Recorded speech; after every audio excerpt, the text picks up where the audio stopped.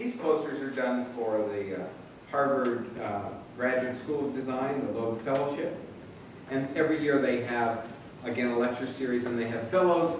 Here, what we've done is we've taken, in our best Chuck Close style, every speaker's headshot, done a little scriptographer of halftone dots that are on a grid in a circle, and then just layered them in 11 colors. Now, I know this was before the green movement really took in, so this is like a big waste of all resources.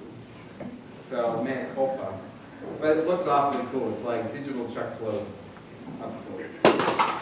And all the inks are transparent, and so it's just like there's no trapping. It's just a kind of big-ass make-ready sheet. The next year, we took the same idea, just sort of separated the letters, and let them extrude in a kind of urban topography, and then built a little code where along these streets, the city lights would appear at night. So we had like little urban centers. And then this year, in the celebration of Daniel Burnham's 100th anniversary, where he says, make no little plans, we put a little, and we set this in that kind of type that you see in the Western Avenue and Ashland Avenue, you know, the kind of big-ass Chicago, old-school hand-painted type. So we made our version of it, right here for that thing, and then just built a little net, a wireframe that says, make even better. It's a simple, you know, cheap trick that's kind of fun to do. And this one in 3 colors, yellow, gray, and green. We've just finished this signage, and that is up to be seen. That's down on State Street. This is the first freestanding building for Columbia College, and it's a building Jeannie Gang designed. Our happy moment is this lounge area seating that's under the staircase. And we did our due diligence and researched test patterns, and then created our own test pattern of the different aspects of all of them, then watercut the steel, backlit it with light, and that's the actual pattern that we created. So we had to work with the fabricator to make certain what the smallest opening was, and then to make certain that the design was easy to take apart, because if the lights were in this panel, they could remove that panel. And we wanted to make certain that all the cuts were there, that coordinated with the architect's cut. So it was a little bit of, you know, detail work up close.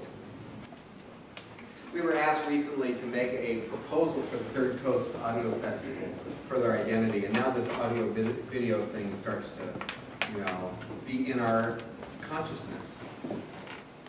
So I thought, well, you know, we have the tools, why don't we then make the identity be the voice? And every business card, every letterhead is a different identity. And every time somebody goes to the website, there's a new listener's voice that is the identity. It's like, okay, that's a big idea on paper. What does it look like? So the first thing was to ask the woman to send an MP3 of herself saying Third Coast Audio Festival. And if we recorded any of you, you'd say it a little differently. Your inflection would be different, your attack. Third Coast Audio Festival would come at a different time in that little moment. And so we wanted to make each of those single words be a different concentric ripple. And then we were going to design a very simple response to the lexicon of words related to audio. So you type in audio and you get Wikipedia or whatever, gives you all these terms. So we picked 4 of them. I think we picked broadband and vibration and something and something. And we made a little motif about them, and here it is. So we took this, Third Coast Audio Festival. We told the client that we thought all sound was round for the most part, and then the attacks would be concentric. So if you set it here, it'd be around the clock. If you spoke soft, you'd have a soft contour, a harsh contour, and then your pitch of your voice would locate itself on the color spectrum. You'd find it, the computer would identify the triad of colors, and then that would be your, this would be your palette for your voice. And we recorded, oh, here it is. So you can see this was the broadband motif, and then the other woman, she had this on the back of her card. It looked like that. and every letterhead would be different. That motif, the concentric lines, was vibration. I forget, this was resonance or something. Broadband and something else.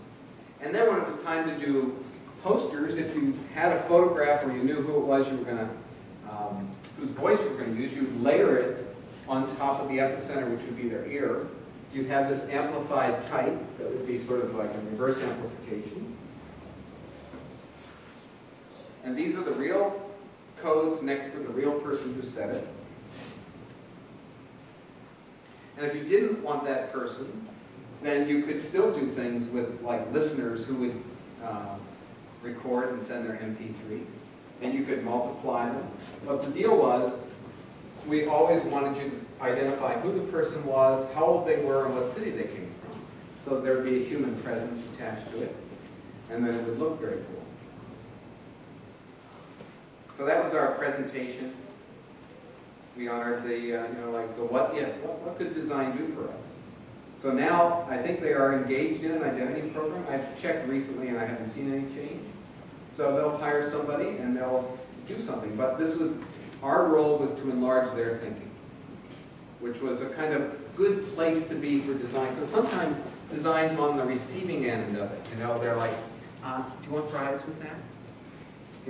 But if you're at the conference table and you're really there to engage in the conversation, like, what could design do? What do you need to do? What is it that you need to say? I think that's a much more fecund or fertile place for design to practice. And you can see the enlarged awareness of design's potential at that moment when you really, just sort of like roll it up and talk. It's fabulous.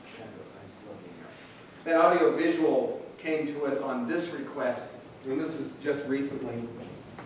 They said, a couple of interior designers, hey look, we're designing a space over in the Merchandise Mart's Dream Home. It's the media room. Could you put something on the 16:9 screen? I said, why don't you just like go rent the new Blu-ray Blade Runner version or Top Gun and put that on? No, can you do something? I said, well, if we do something, it has to be the experimental code that's running through our office right now, and you don't say anything, because you're asking us to do this for nothing. And so we want to be able to do our thing for something, and that something is just to push ourselves. The push was, quite simply, I could say, we're going to do 5 love songs. It's the media room, you've got like a sable carpet and a plush couch. So this is not just like watching ESPN in this room. We're going to do 5 love songs. And we're going to make them karaoke friendly. So if you invite friends over, you'll be able to sing the lyrics. And all of the sound is going to make the visuals.